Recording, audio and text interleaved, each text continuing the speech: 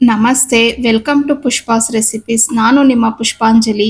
ಇವತ್ತಿನ ರೆಸಿಪಿಲಿ ನಾನು ಒಂದು ಹೆಲ್ದಿಯಾಗಿರುವಂಥ ಸೀಡ್ಸಿಂದ ಸ್ಮೂದಿ ಪೌಡರ್ನ ಯಾವ ರೀತಿ ಮಾಡೋದು, ಹಾಗೆ ಆ ಪೌಡರ್ನ ಯೂಸ್ ಮಾಡಿಕೊಂಡು ನಾವು ಸ್ಮೂದಿನ ಯಾವ ರೀತಿ ಮಾಡ್ಬೋದು ಅನ್ನೋದನ್ನ ಶೇರ್ ಮಾಡ್ತಿದ್ದೀನಿ. ಇನ್ನು ಫಸ್ಟ್ ಇಂಗ್ರೀಡಿಯೆಂಟ್ ಬಂದು ಇಲ್ಲಿ ನಾನು ಚಿಯಾ ಸೀಡ್ಸ್ನ ತೊಗೊಂಡಿದ್ದೀನಿ. ಇದನ್ನ ನಾನು ಒಂದು ಕಪ್ಪಷ್ಟು ತೊಗೊಂಡು ಒಂದು ಪ್ಯಾನಲ್ಲಿ ನಾನು ಇದನ್ನ ಲೋ ಫ್ಲೇಮಲ್ಲಿ ಹುರ್ಕೊತಾ ಇದ್ದೀನಿ. ಅಂದರೆ ಒಂದು 2 ರಿಂದ 3 ನಿಮಿಷ ಅಷ್ಟು ಟೈಮಲ್ಲಿ ನಾವು ಇದನ್ನ ಹುರ್ಕೊಬೇಕಾಗತ್ತೆ. ಜಾಸ್ತಿ ಅಂದರೆ ಸೀದ್ಸೋಕ್ಕೆ ಹೋಗಬಾರ್ದು, ಬಟ್ ಆದಷ್ಟು ನಾವು ಅದನ್ನು ಕೈ ಆಡಿಸಿ ಆಡಿಸಿ ನೀಟಾಗಿ ಹುರ್ಕೊಬೇಕಾಗತ್ತೆ.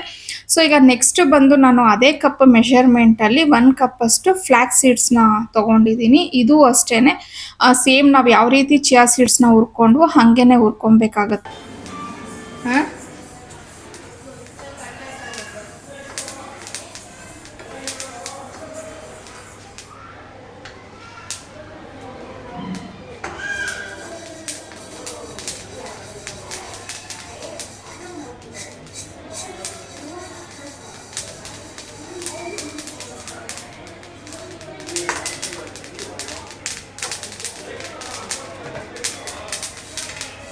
ಆಮೇಲೆ 1 ಕಪ್ಪು ಸನ್ಫ್ಲವರ್ ಸೀಡ್ಸು ಅಂದರೆ ಸೂರ್ಯಕಾಂತಿ ಬೀಜಗಳು ಅಂತ ಹೇಳ್ತೀವಲ್ವ, ಅದನ್ನು ಹಾಕ್ಕೊಂಡು ಸೇಮ್ ಇವೆರಡೂ ನಾವು ಯಾವ ರೀತಿ ಫ್ರೈ ಮಾಡೋದು ಹಾಗೆ ಮಾಡ್ಕೊಬೇಕಾಗುತ್ತೆ.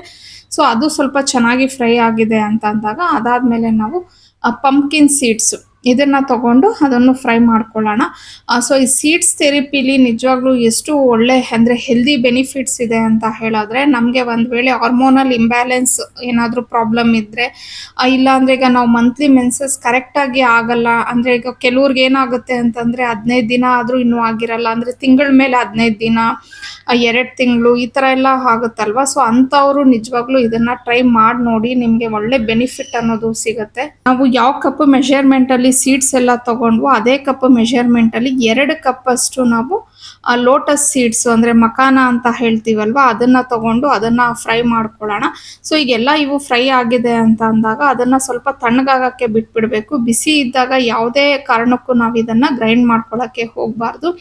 ಸೊ ಇದೆಲ್ಲ ಸ್ವಲ್ಪ ಚೆನ್ನಾಗಿ ತಣ್ಣಗಾಗಿದೆ ಅಂತ ಅಂದಾಗ ಇವಾಗ ನಾನು ಇದನ್ನ ಗ್ರೈಂಡ್ ಮಾಡ್ಕೊತಾ ಇದ್ದೀನಿ. ಸೊ ಇದನ್ನ ಜಾಸ್ತಿ ಹೊತ್ತು ಏನೋ ನೀವು ಅಂದರೆ ತರಿಯಾಗೂ ಮಾಡ್ಕೊಬೋದು, ಇಲ್ಲ ಫುಲ್ಲು ನೈಸಾಗಿ ಬೇಕಾದರೂ ಮಾಡ್ಕೋಬೋದು, ಅದು ನಿಮಗೆ ಬಿಟ್ಟಿದ್ದು ಆಪ್ಷನು.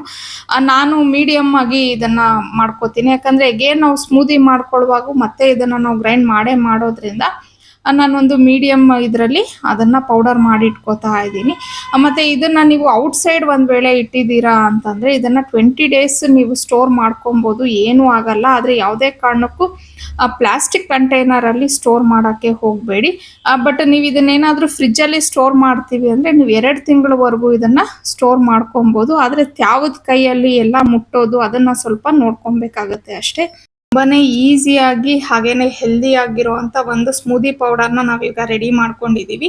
ಇನ್ನು ಈ ಪೌಡರ್ನ ಯೂಸ್ ಮಾಡಿಕೊಂಡು ನಾನು ಸ್ಮೂದಿ ಯಾವ ರೀತಿ ಮಾಡ್ತೀನಿ ಅಂತ ಶೇರ್ ಮಾಡ್ತೀನಿ. ಇನ್ನು ನಾನು ಯಾವುದರಲ್ಲಿ ಗ್ರೈಂಡ್ ಮಾಡ್ಕೊಂಡೋ ಅದೇ ಜಾರಲ್ಲಿ 2 ಸ್ಪೂನು ಈ ಸ್ಮೂದಿ ಪೌಡರ್ನ ಹಾಕ್ಕೋತಾ ಇದ್ದೀನಿ. ಅದಕ್ಕೆ ನಾನು ಒಂದು 4 ರಿಂದ 5 ಖರ್ಜೂರನ ಹಾಕ್ಕೊಂಡು 1 ಸ್ಪೂನಷ್ಟು ಬಾದಾಮಿನ ಹಾಕ್ಕೊಂಡಿದ್ದೀನಿ. ಇಲ್ಲಿ ಬಾದಾಮಿ ನಾನು ಕಟ್ ಮಾಡಿ ಹಾಕ್ಕೊಂಡಿದ್ದೀನಿ.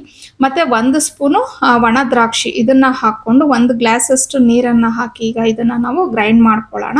ಸೊ ಇಷ್ಟೇನೆ, ತುಂಬ ಸಿಂಪಲ್ ಆಗಿರುವಂಥ ಸ್ಮೂದಿ ರೆಡಿ ಆಗುತ್ತೆ. ಈ ಪೌಡರ್ ಒಂದು ಮಾಡಿ ಇಟ್ಕೊಂಡ್ಬಿಟ್ರೆ ನೀವು ಪ್ರತಿದಿನ ಒಂದು 5 ನಿಮಿಷದಲ್ಲೇ ನಾವು ಸ್ಮೂದಿ ಅನ್ನೋದನ್ನು ರೆಡಿ ಮಾಡ್ಕೊಬೋದು. ಹೆಲ್ತ್ಗಂತೂ ತುಂಬಾ ಒಳ್ಳೇದಿದೆ. ಅಂದರೆ ಆಗಲೇ ಹೇಳ್ದಂಗೆ ಕೆಲವೊಂದು ಮೆನ್ಸಸ್ ಪ್ರಾಬ್ಲಮ್ಮು, ಅದ್ರ ಜೊತೆಗೆ ಸ್ಕಿನ್ಗೆ ಮತ್ತು ಹೇರ್ಗೂ ಅಷ್ಟೇ ತುಂಬಾ ಒಳ್ಳೆಯದು ಇದು.